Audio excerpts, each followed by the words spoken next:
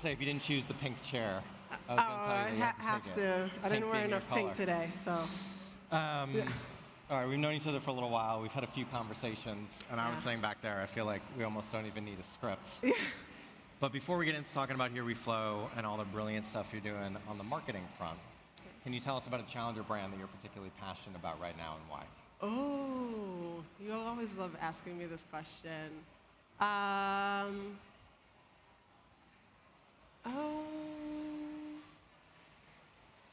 You've stumped me now. Well, I was just on a panel with a really cool sustainable skin brand, My Skin Feels. She's ex-Charlotte Tilbury and was sort of upset with all the waste that was going on. And so all of her products are made from like orange peel, just like really sustainable food waste. And it's like a miracle cream for eczema, so I just got some for my son. And we had actually met 6 years ago at Balance Fest, so it was a whole full circle moment. But her brand is quite cool. Amazing. I'll have to check them out. Yeah. All right, so I know you got some of your team here, which is great, but for everybody else who might not have heard of HereWeFlo, can you give us an overview on the business and where it's at? Of course. So HereWeFlo, we make sustainable swaps for period care, sexual wellness, and sensitive bladder.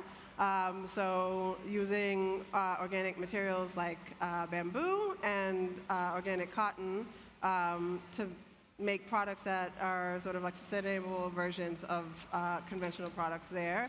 And our whole vibe is funny, feminist, and fierce, hence all the bright colors and my lovely team in all pink here, really trying to smash the shame and stigma that surrounds these products because they're normal. We say we're here for life's messiest moments, and our mission is really to make you feel crazy confident in those messy moments. I have to say, you know this, but you are one of my favorite challenger brands. And actually, you were in the keynote that I did yesterday about kind of the 5 principles of challenger brands after 150 interviews and all the research that we've done at Rival. You highlight as one of the brands that we showcase as a case study. And I think that, to be honest, those 5 principles, differentiation, relevance, talkability, arbitrage, iteration, I think probably could have put you in any of those. But I put you in the differentiation bucket. And I think that if we think of the 4 Ps of marketing, the positioning and the promotion that you have is very differentiated. Sure. But also, I love the story of kind of your hero product, your hero SKU, and just how you differentiated from the actual way that you did the packaging design. Yeah. So can you tell us the story? It was like you and your co-founder walking down the supermarket aisle. Yeah. How you got to the iconic kind of Ben & Jerry's ice cream tub Yes. to sell tampons. So backstory is we met studying at the London School of Economics, met and fell in best friend love. We're both 2 Americans. I grew up on the East Coast. I'm the East Coast skeptic, but very into fashion. And Tara is like a raging hippie hipster, grew up in California, basically invented kombucha, are the vibes. And so we come and meet in a class here in London. We were sat next together, Alan and Chandra. And so we become best friends instantly. We're going to the toilets together.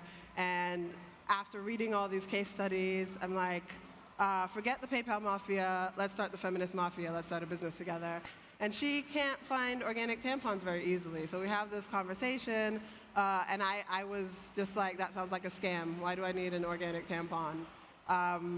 And we end up sort of saying that because we were in business school, we wanted to create a product that was accessible, affordable, adorable, and sustainable, and a brand voice that was funny, feminist, and fierce. And now when it came to creating the product, neither of us come from a CPG background or come from money, so I sort of said to her, this product needs to be a billboard. We won't be able to afford one for a long time. And despite being vegan, like a longtime vegan and lactose intolerant, she always craved ice cream on her period. So I was like, haha, take the samples, put them in the Ben & Jerry's tub. And she's like, that's gonna look terrible. I'll take one for the team, finish my pint tonight, put them in there. And then she's like, actually, this looks amazing. And this might be, I have to say, it's the wisest thing I maybe have ever done, because nothing makes people stop more and say, WTF, than an ice cream tub sitting in the middle of the period care aisle. Our Tesco buyer calls it a trolley magnet, and like 70 to 80% of people use pads and liners. That is our best seller, but the tampon just works as a billboard on shelf. It was flagged in the sort of like chaos packaging craze that was going on last year. But it is something that's just fun, it's cute, it's Instagrammable, it works really well with our Gen Z audience. And everything that we do, we're trying to bring sunshine and a dollop of sustainability into the category, and that's a great example of how we're doing it. There's a few things I want to unpack there, but I think where I want to start, I mean, I will say, we talk about differentiation and the importance of kind of not just positioning your brand or your product, really anything that connects what you do to the customer, right? The entire experience. Positioning it not just against the needs of the audience and the value of the product that you sell, but what are you challenging within the convention of the category, which I think you all do really well.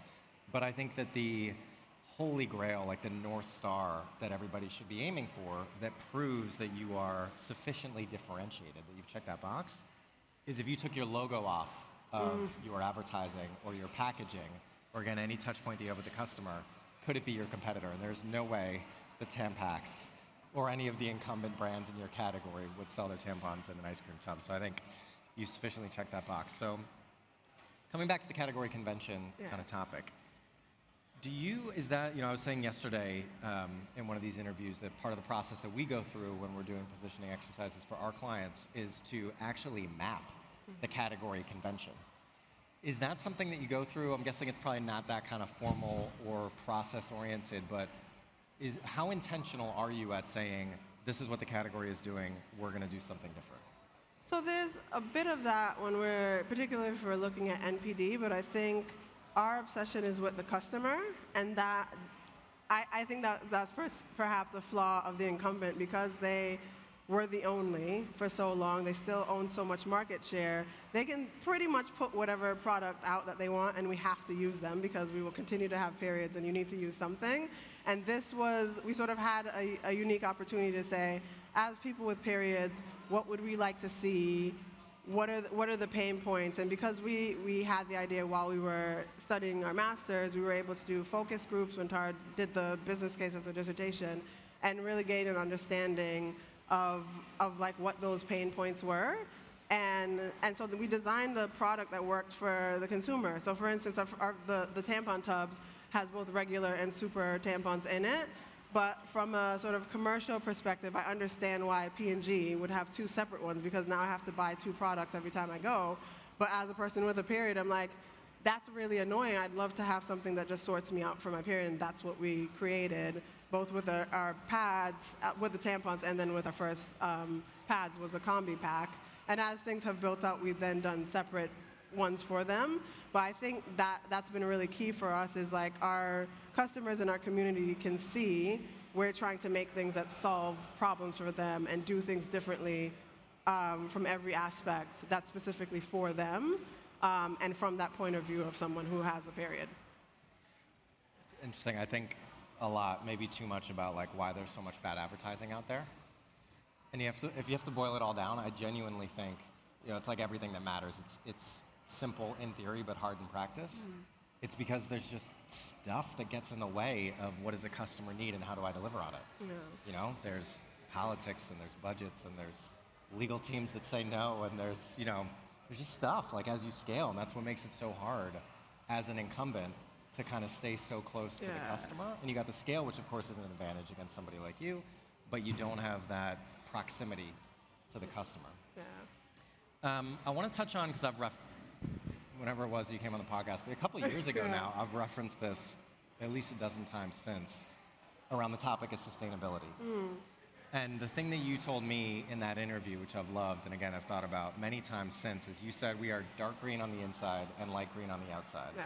Can you explain what you mean by that and why it's important to how you've thought about the positioning and the marketing of your product? Yeah, of course. So I think I view sustainability as a journey, and I think for our customers and our community, everyone wants to do the best thing for the planet.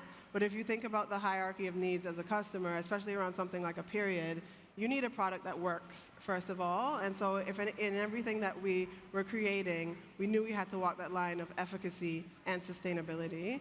And so we had to make the decision to sort of like put out the best product that we could and continue to green innovate as we went on. But when we talk about sustainability, we talk about it being better for your body and better for the planet, and not like harping on so much on materials. If people want to get into that conversation with us, we're happy to do that. But the average person wants a product that they know will work for them and that's doing good for their health and for the planet. And that's enough. You can engage there. You can buy the products because you think it really looks cute and you want to put it on your bathroom and it fits your like Instagram photo that you're doing. Like, we don't really mind how and why people engage with the brand, but our responsibility as a brand is to make the best product that we can that works well, that gives you that same efficacy that you're used to with the conventional products, and then is, 70 to 100 times plant-based versus the conventional product.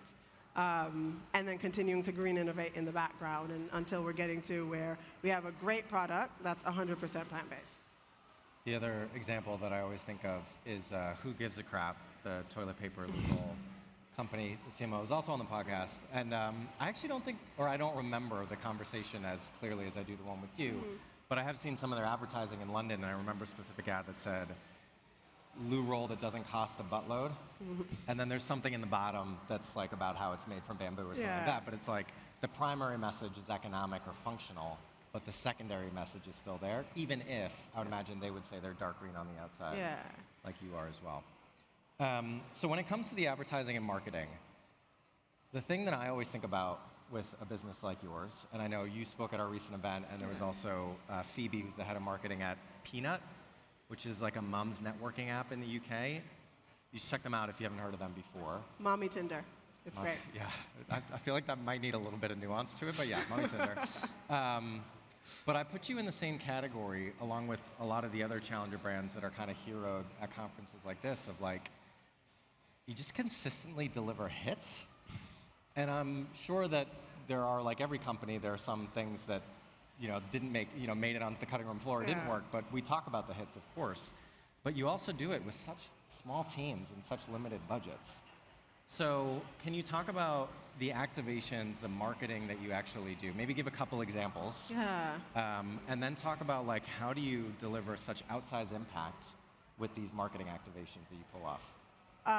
So the sort of like the biggest thing that we did that put us on the map originally, we did a collaboration with the Netflix show Sex Education, and it was like a match made in heaven. The tagline was "Messy is normal. We're all about life's messiest moments," and that happened because we provide period products for their bathroom, and then we have a really great working relationship with Boots, so they had given us a free full-page ad in their magazine. They saw us there. They go across the street. They see us in Boots. They're like, "Oh, this is the brand we need to collaborate with." And we quickly realized, my co-founder Tara and I, they had never worked with a brand of our size because they're working with like Axe and Levi's and Coca-Cola, and then I think we were like a 5-person team at the time. But we did a co-branded product line. It was our first entry into period pants, which thanks to my lovely senior brand manager, Laura, her bum went viral on TikTok and they all sold out. But I think people sort of like saw us as a more serious brand because of that collaboration. The second one was we won the Sky Footprint Fund. So Sky has a competition for sustainable brands where the grand prize winner wins £1 million. The other 4 runners-up won $250,000 in ad spend. And so we did a spoof on Bridgerton called No More Period Dramas. So just picture lots of people in Regency dress sitting around the dinner table, and instead of talking about whatever they would talk about then, they're talking about their periods and Flow Period Care solving these problems, and the men are fainting and running to the smoking room. We got lots of fun complaints about that. I think from lots of older men who said it was the worst ad they'd ever seen, but loads of other people really loved it. And I think basically the way that we approach marketing is doing something, it has to sort of hit the funny, feminist, and fierce. That's what defines our marketing. That's our litmus test. But it should make people feel something. We really lead with humor because everybody likes to laugh, and humor is subjective, so you might not like it, and you might not find it funny, you might hate it, but it will make you feel something. I think the worst thing we could ever do is put out something that's nice and safe, and you're like, meh. I'd rather someone love it, be obsessed with it, or be like, that's the worst effing thing I've ever seen in my life. But it's a genuine feeling, and I think that's what good marketing should do. And then I think it's also just we try to make, what I say, hashtag relatable content. We know that our audience is Gen Z, and so my lovely marketing team, half of them are from that audience. So my head of marketing, Anna, and I will be like, are we being too millennial here? Like, tell me what's going on with this. It's having the Gen Z check, and just making sure we're putting out things that are, I say I'm Gen Z adjacent. Like, obviously, I'm turning 40 in 3 weeks. But I do love, I was part of Brat Summer, all of that. It was good. They're getting me into matcha. I'm into the trends. I'm a mom, but I'm a cool mom. But it's really being tapped in and listening to your customer and like sort of serving them what they want to do, having that conversation with them, and really keeping the communication circular. If you're just, so we went to Richard Ayoade's talk yesterday, and he said sort of the ideal of talking to your customer, pretend you're talking to your favorite aunt. So you're being genuine and honest because she already knows all your tricks, but you want to put your best foot forward, and just being real in how you communicate. And that's what we do. So sometimes it's me out in Manchester running around in all pink, including a wig, with a giant tampon, asking people about their periods. Or, it could be, just today our billboards are live on Blackfriars Road and on Stroud Road here in Shoreditch. It's me in my pants. We were out in Brick Lane at 6 a.m. just showing real periods, tampon strings, wings, all of that. And like, obviously, our conventional competitors are not going to do that, but that is the thing. We have to do the thing that is unhinged, but is real, and that's what sort of resonates with people. If anybody has questions, we got about 5 minutes left. If anybody has questions for Susan, you can drop them in the app. I was debating, there's two questions on my mind. Sure. And if we have a question from the audience, then I'll just do one of them. And I was debating how to prioritize them. So one was going to be around culture, and one was going to be around partnerships. Mm-hmm. I think I want to go with the cultural one based on what you said about your team, because I was going to ask, and I still will ask, because I think it's relevant to people here. How do you stay tapped in? You're very cool brands, like culturally relevant brand, right? Yeah. And that's not just cool for speaking at events like this, but it's also the brands that are seen as more culturally relevant grow 2.5 times the category average. Yeah. So it's hard to do that. It's hard to kind of know what's cool. What are the trends that are driving perception and behavior change within a category? I'd love to hear a little bit more about how you do that. And it seems like part of it is surrounding yourself with people that are really tapped into culture. And I was thinking of kind of an anecdote from my own business, Rival, where we think that the future of the consultancy agency model is going to be smaller senior teams that are enabled by technology. I think that's where a lot of the industry is going. But we've hired a couple, like a content creator and a junior designer, and actually there's been a big impact of like having some Gen Z, a little bit more Gen Z DNA and perspective kind of in the business, not just on the work they do, but on all of us older people. So when it comes to staying culturally relevant, how do you go about doing that besides hiring great people? Yeah, I think for us, so we're a team of 21 women still, but I think diverse in every other way that you could find. One day we will find a man willing to help us sell tampons. But it's like quite open. So we have the marketing Slack channel, and we'll just throw something up and say, we want to do something around this. And everyone from like our ops director to like our finance team can submit an idea. And I think it's the openness to hearing from everyone. Everyone's different experience just gives you that perspective, and then we're able to sort of whittle it down. And then really giving autonomy to your team, so they tell me no all the time. Like, I joke and say that my senior brand manager and my head of marketing is my real boss, even though I'm the chief brand officer and co-founder. It was funny, we were going over our OKRs this morning, and I'm like, who is the decider on partnerships? And they're like, it's you, it's your brand. But yeah, I think it's really respecting their opinions and their ideas. And it's not coming top down. It's very much being like an open source. Really continues to help us have ideas and just thinking out of the box.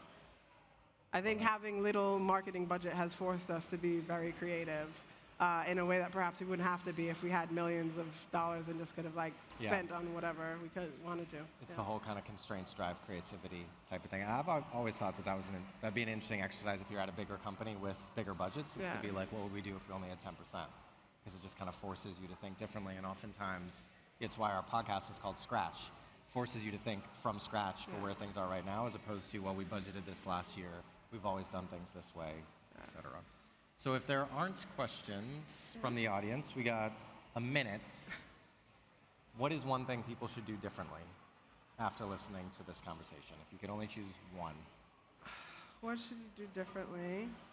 I would say figure out a way to get close to your customer, and because that is, you're trying to sell to them and speak to them in a real way. I think that's something else I took away from Richard's talk yesterday. It's like, if you're trying to sell them something, just say, hey, I'm here to sell you something, and that's much more genuine than trying to be like, oh, I don't really care what you do, but here's this thing that I hope you're into. Just engage with people normally, and like, don't be afraid to have a personality. Love it. All right, Susan, thank you so much. Thanks, Eric.